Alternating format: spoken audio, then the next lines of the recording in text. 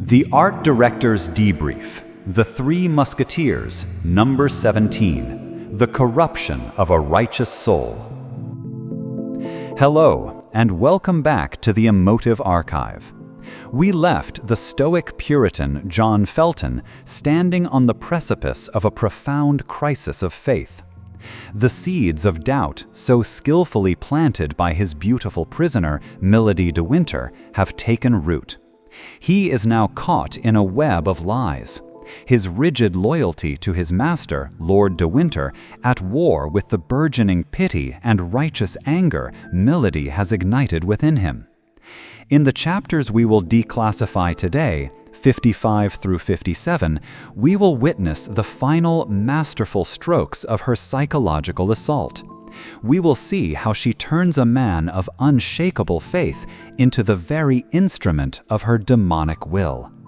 This is a deep dive into the anatomy of corruption, a chilling study of how the brightest virtues can be twisted to serve the darkest purposes.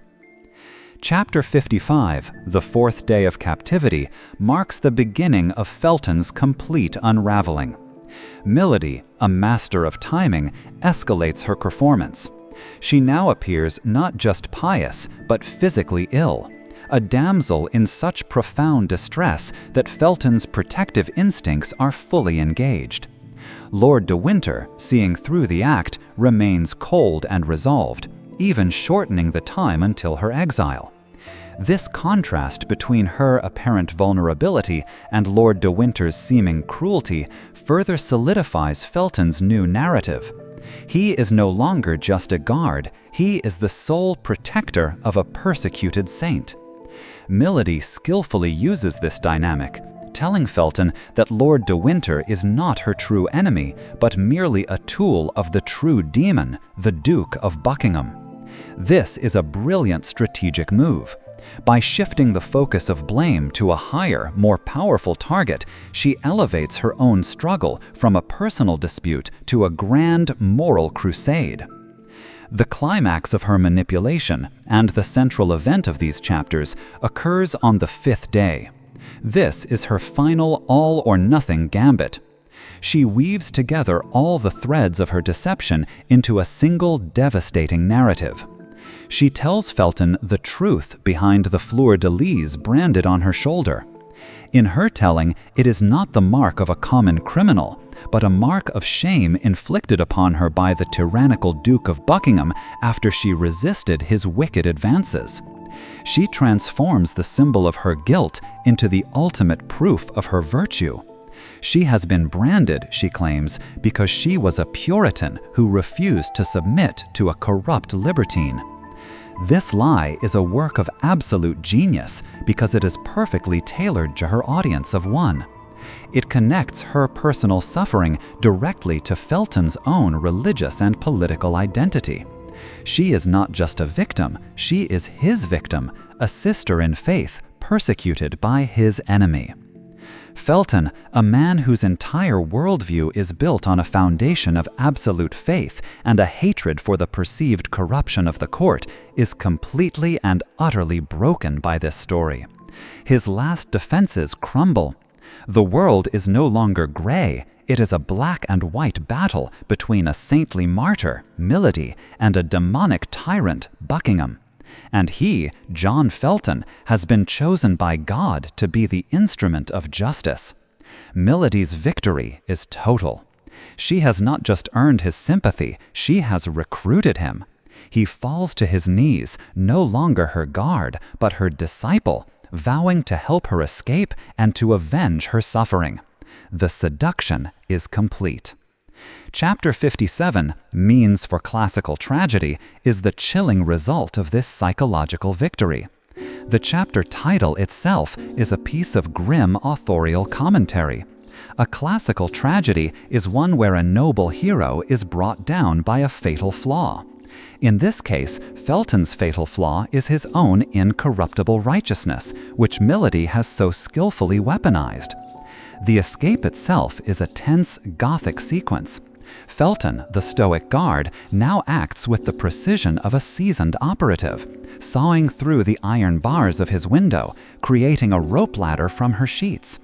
The escape from the high castle window into the stormy night is a powerful visual metaphor. Milady is not just escaping a physical prison, she is being reborn from her feigned martyrdom, ready to unleash her vengeance upon the world. Once free, her persona shifts instantly. The weeping, pious victim is gone, replaced by a cold, calculating commander. She gives Felton his final orders. He is to return to Portsmouth and deliver a letter which we can infer contains the final instructions for the assassination of the Duke of Buckingham. She has not just escaped, she has turned her own jailer into her personal assassin. Felton, his mind now completely reprogrammed, accepts this mission not as a murder, but a holy duty, an execution of God's will. It is a moment of profound and chilling tragedy. The righteous soul has been completely corrupted, his virtues of faith and justice twisted into tools for murder and treason. Now that we have analyzed the events of this terrifying psychological duel, let us elevate our analysis. The Seduction of John Felton is one of the most sophisticated and insightful explorations of religious fanaticism in all of literature.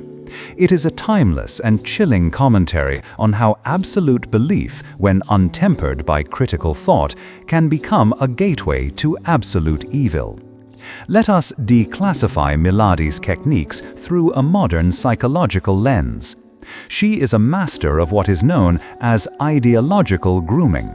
She does not attempt to change Felton's core beliefs. On the contrary, she affirms them more strongly than he does himself.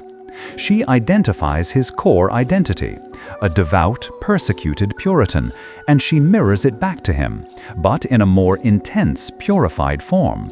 She becomes more Puritan than the Puritans. She speaks his language, validates his fears, and embodies his highest ideals of martyrdom and piety. This is an incredibly powerful manipulation tactic. By becoming the ultimate reflection of his own ideology, she bypasses her critical faculties entirely. To doubt her would be to doubt himself, to doubt the very foundations of his faith. Her fabricated story about the Duke of Buckingham is a masterpiece of this technique.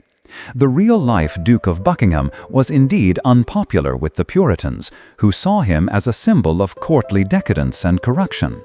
Milady takes this existing political and religious prejudice and personalizes it, transforming a vague political dislike into an intense personal crusade.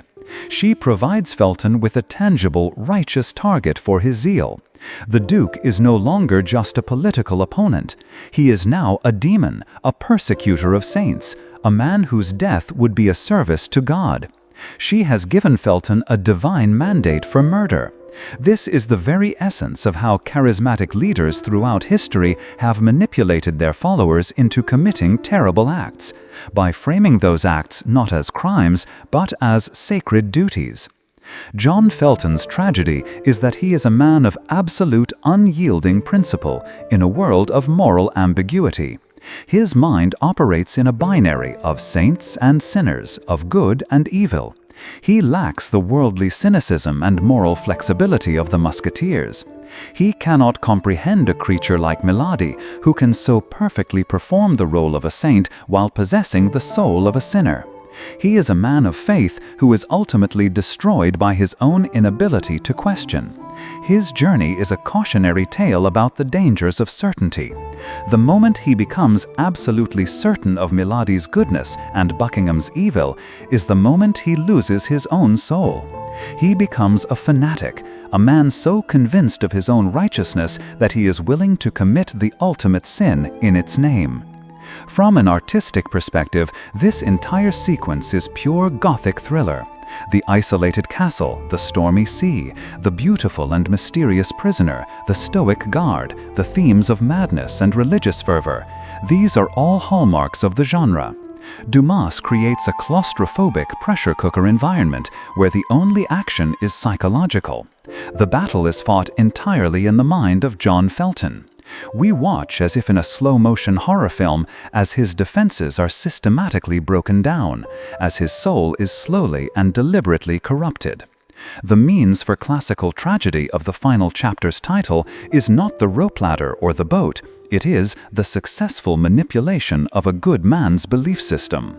In conclusion, these chapters are a profound and terrifying exploration of the dark side of faith and the art of psychological warfare.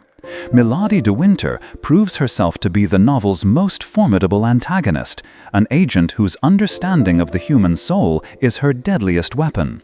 The corruption of John Felton is a tragedy of the highest order, a story of how a man's greatest strengths, his piety, his sense of justice, his integrity, can be masterfully turned against him. Milady is now free, unchained, and she has a new fanatical weapon to unleash upon her enemies. The Shadow War is about to reach its bloody climax. Thank you for joining me in the Emotive Archive.